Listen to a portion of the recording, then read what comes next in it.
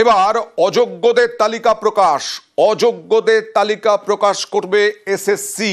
অযোগ্যদের তালিকা প্রকাশ হবে, অর্থাৎ টেন্টেড, তাদের কালীপুজো মিটলেই এসএসসির ওয়েবসাইটে তালিকা। কিসের ভিত্তিতে বিস্তারিত জানবো, সোমরাজের সঙ্গে কথা বলবো। সোমরাজ, দেখো, শিক্ষক শিক্ষিকাদের পর এবার শিক্ষাকর্মীদেরও অযোগ্যদের তালিকা প্রকাশ করতে চলেছে এসএসসি। যেটা সূত্র মারফত জানা যাচ্ছে যে অযোগ্যদের যে তালিকা প্রকাশ করা হবে শিক্ষাকর্মীদের, তা হবে কালীপুজো এবং দীপাবলি মিটলেই। আচ্ছা, নয়া নিয়োগ প্রক্রিয়ায় অযোগ্যরা অংশ নিতে পারবে না, তেমনটাই জানিয়ে দেওয়া হবে এসএসসির তরফে। ৩,৫০০-এরও বেশি প্রার্থীদের নাম অযোগ্যদের তালিকায় থাকতে চলেছে গ্রুপ সি ও গ্রুপ ডি মিলিয়ে।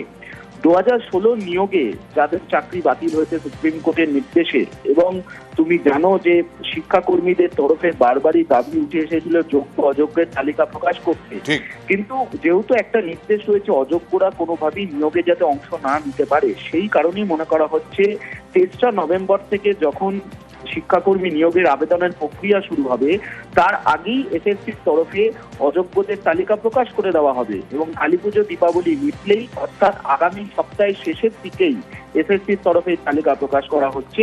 ইতিমধ্যে সেই তালিকা তৈরির কাজ প্রায় প্রস্তুত। ৩,৫০০-এরও বেশি অযোগ্য প্রার্থীদের নাম এই তালিকায় থাকতে চলেছে। বেশ।